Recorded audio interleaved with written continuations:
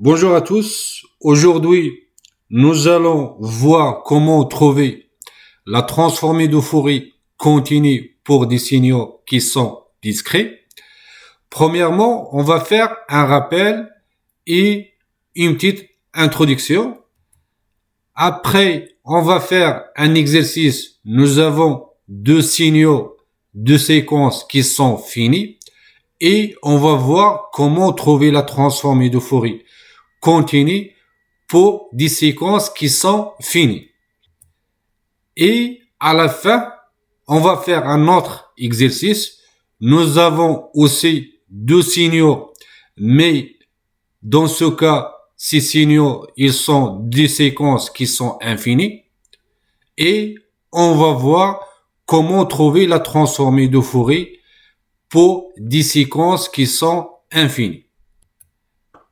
D'abord, lorsqu'on parle de la transformée de Fourier, il faut distinguer est-ce que nous avons la fréquence, il est continue, ou la fréquence, il est discrétisée.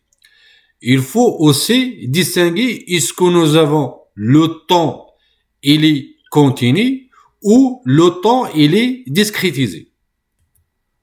Pour cela, il y a quatre types de la transformée de Fourier. Il y a la transformée de Fourier continue. Ça veut dire que la fréquence, il est continue pour des signaux analogiques. Ça veut dire que le temps, il est continu. Il y a aussi la transformée de Fourier continue. Ça veut dire que la fréquence, il est continue pour des signaux discrets. L'objectif de cette vidéo, des signaux discrets, ça veut dire que le temps, il est discrétisé. Il y a aussi la transformée de Fourier discrète pour des signaux analogiques. La transformée de Fourier discrète, ça veut dire que la fréquence, il est discrétisée. Pour des signaux analogiques, ça veut dire que le temps, il est continu. Et il y a aussi la transformée de Fourier discrète, ça veut dire que la fréquence, il est discrétisée. Pour des signaux qui sont discrets, ça veut dire que le temps, il est discrétisé. Supposons que j'ai un signal qui est analogique xt, et ici j'ai un échantillonneur de période d'échantillonnage ts ou de la fréquence d'échantillonnage fs. À la sortie de cet échantillonneur, je vais avoir un signal qui est discrétisé xn. xn, ça veut dire un instant nts. Et ts, c'est la période d'échantillonnage. Si j'écris xn, c'est comme j'écris xnts. Par définition, la transformée de Fourier continue de ce signal analogique, c'est x, f, la fréquence du signal, égale à l'intégrale de moins l'infini à plus l'infini, l'exponentielle moins 2p, g c'est le nombre complexe, fois p, ft, xt, dt.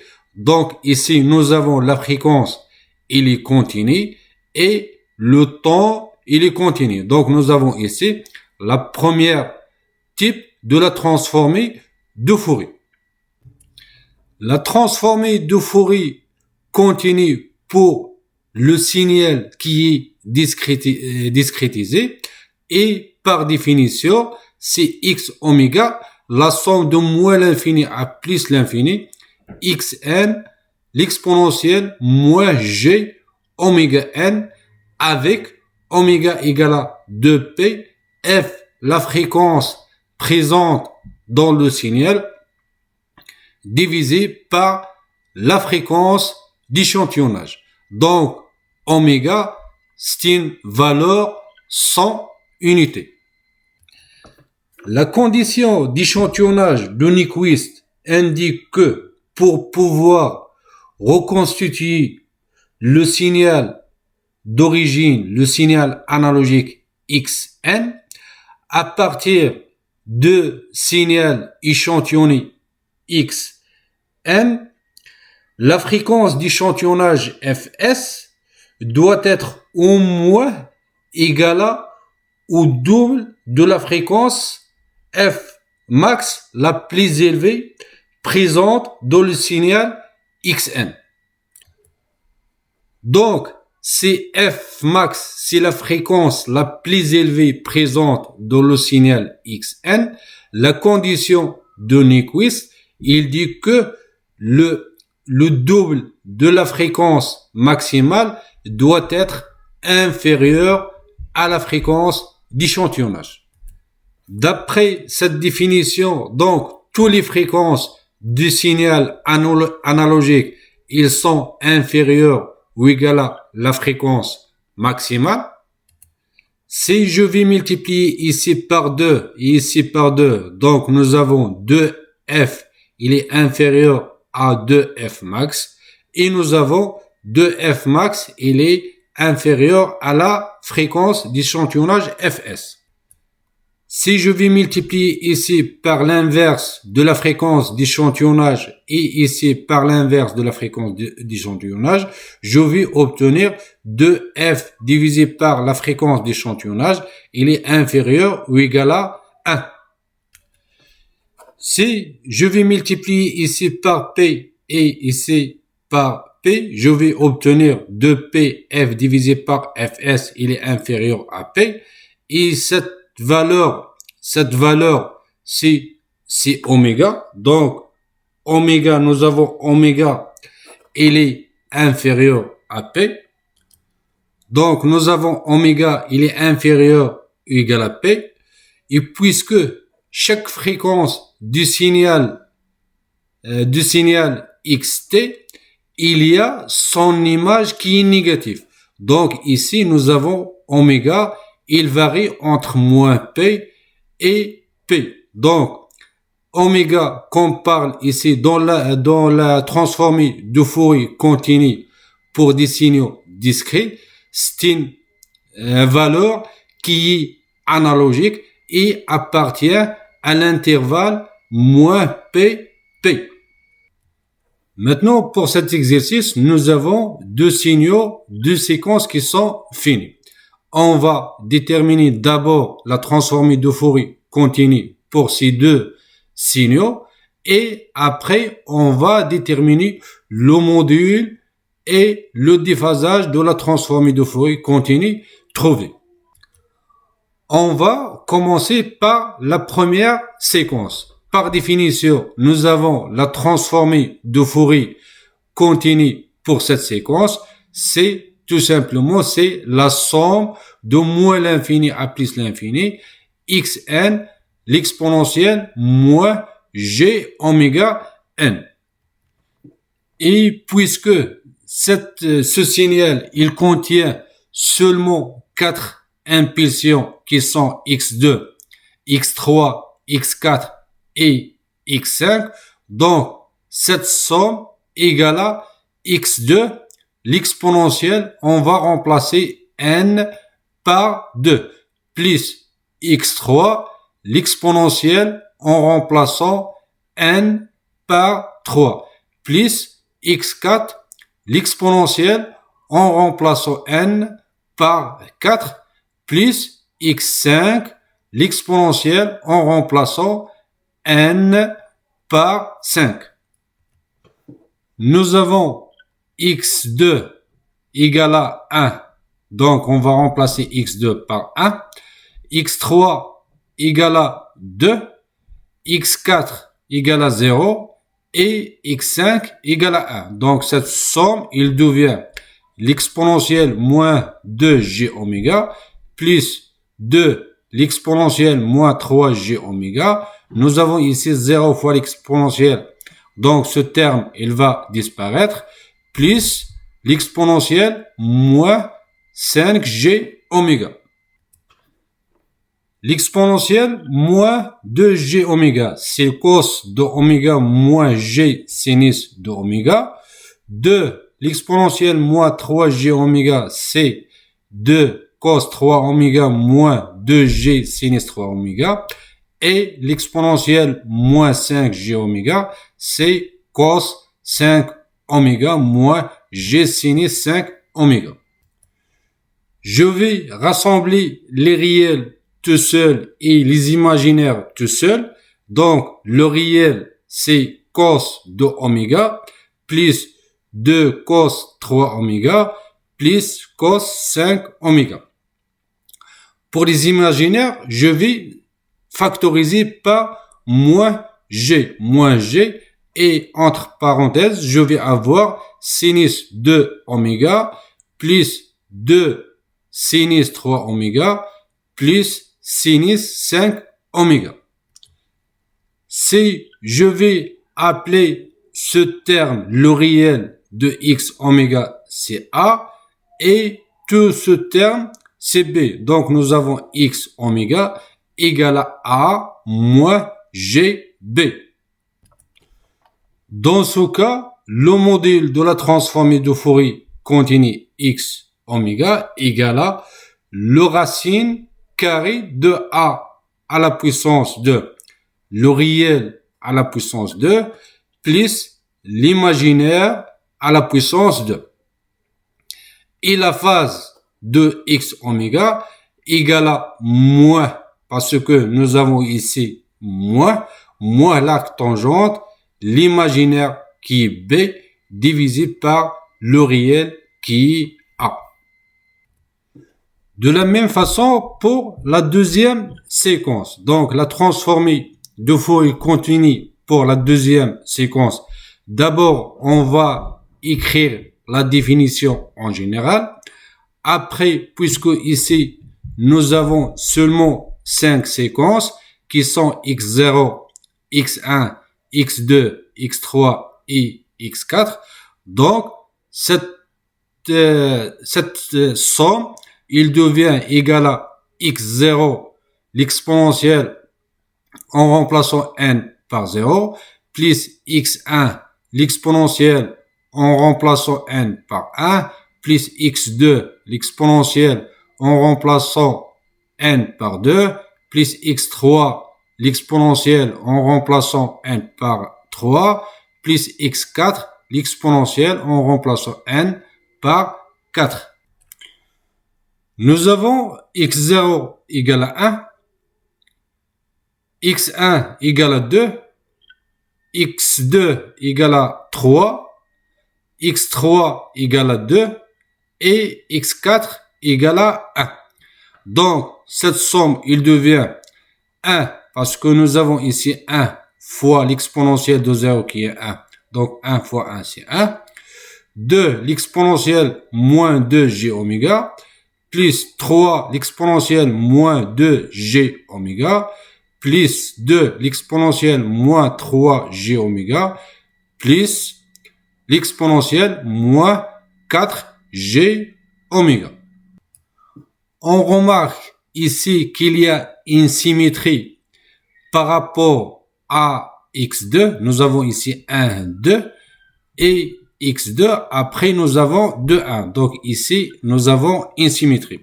Donc, je vais factoriser par ce symétrie qui est l'exponentielle moins 2g oméga. Si je vais factoriser par l'exponentielle moins 2g oméga, donc ici pour avoir 1, ici il faut que j'ai l'exponentielle moins 2g oméga. Et pour avoir 2, l'exponentielle moins g oméga, ici il faut que 2, l'exponentielle g oméga. Si je vais factoriser par l'exponentielle moins 2g oméga, ici je vais avoir 3, plus ici 2, l'exponentielle moins g oméga, plus l'exponentielle moins 2g oméga pour avoir l'exponentielle moins 4g oméga. Je vais utiliser cette relation qui dit que l'exponentielle g θ plus l'exponentielle moins g θ égale à 2 cos θ. Ici, j'ai l'exponentielle de g oméga. Et ici, j'ai l'exponentielle moins 2g oméga. Si je vais utiliser cette relation, donc ce terme plus ce terme, il va donner 2 cos de oméga. Et de l'exponentielle gθ plus de l'exponentielle moins g oméga, si je vais utiliser cette relation, il va donner 2 fois 2 cos oméga. Donc, cette somme égale à 3 plus 2 cos de oméga plus 4 cos oméga. Si je vais appeler ce terme, c'est grand A, donc nous avons x oméga égale à A l'exponentielle moins 2 g oméga. D'où le module de la transformée de Fourier continue x oméga, c'est la valeur absolue de A, et la phase de x oméga égale à moins 2 oméga, c'est A, il est positif, et égale à moins 2 oméga plus ou moins P, c'est A, il est négatif. Pour le deuxième exercice, on va chercher la transformée de Fourier continue pour deux signaux, deux séquences qui sont infinies. Nous avons deux signaux, deux séquences qui sont infinies. Et après, on va chercher le module et le déphasage de la transformée de Fourier trouvée. On va commencer par la première séquence. Toujours, on écrit la définition en général qui dit que la transformée de Fourier continue des signaux discrets, c'est la somme de moins l'infini à plus l'infini, xn l'exponentielle moins g n oméga. Après, on va remplacer la séquence xn par son expression qui est 0,5 à la puissance n. Un, c'est l'échelon unité plus l'impulsion de Dirac à l'instant n. Puisque la séquence xn, il se compose de deux séquences, cette séquence plus cette séquence, donc je vais diviser la somme en deux parties. La première partie, c'est la somme de moins l'infini à plus l'infini, la première séquence fois l'exponentielle moins g n oméga, plus la somme de moins l'infini à plus l'infini, la deuxième séquence, l'exponentielle moins g n oméga. Un, comme on a dit, c'est l'échelon unitaire et l'échelon unitaire égale à 1 pour toutes les valeurs de n qui sont positives et égale à 0 pour toutes les valeurs de n qui sont négatives.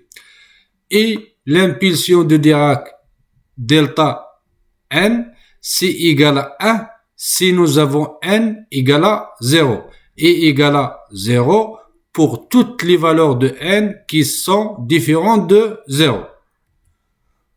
Donc, cette somme, au lieu de moins l'infini à plus l'infini, il devient de 0 à plus l'infini et on va remplacer un par 1. Donc, cette somme, il devient cette somme. Pour cette somme, nous avons l'impulsion de Dirac égale à 1 seulement si n égale à 0. Donc, toutes les valeurs de delta n égale à 0, sauf pour n égale à 0. Si je vais remplacer n par 0, donc je vais avoir delta 0 qui égale à 1 fois l'exponentielle de 0, parce que je vais remplacer ici n par 0, donc je vais avoir 1 fois 1. Donc cette somme, toute cette somme, c'est égal à 1. Je peux écrire aussi 0,5 à la puissance n fois l'exponentielle moins gn oméga, c'est 0,5 fois l'exponentielle moins g oméga, tout à la puissance n. Je vais appliquer cette relation sur cette somme. Si nous avons une somme de n égale à n1 jusqu'à n2 v à la puissance n, cette somme égale à v à la puissance n1 moins v à la puissance n2 plus 1 divisé par 1 moins v. Donc, dans cette somme qui joue le rôle de v, c'est 0,5 l'exponentielle moins g oméga, et qui joue le rôle de n1, c'est 0, et qui joue le rôle de n2, c'est plus l'infini.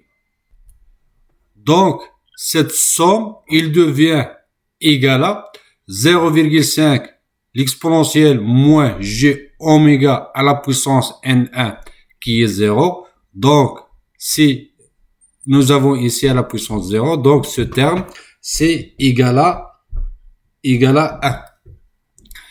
Moins 0,5 l'exponentielle moins g oméga à la puissance n2 plus 1. n2, c'est plus l'infini plus 1, c'est plus l'infini. Et puisque ce nombre complexe, il est de module 0,5 inférieur à 1, donc la limite de cette valeur, il est égal à 0 parce que le module, il est inférieur à 1. Donc, cette limite égale à 0.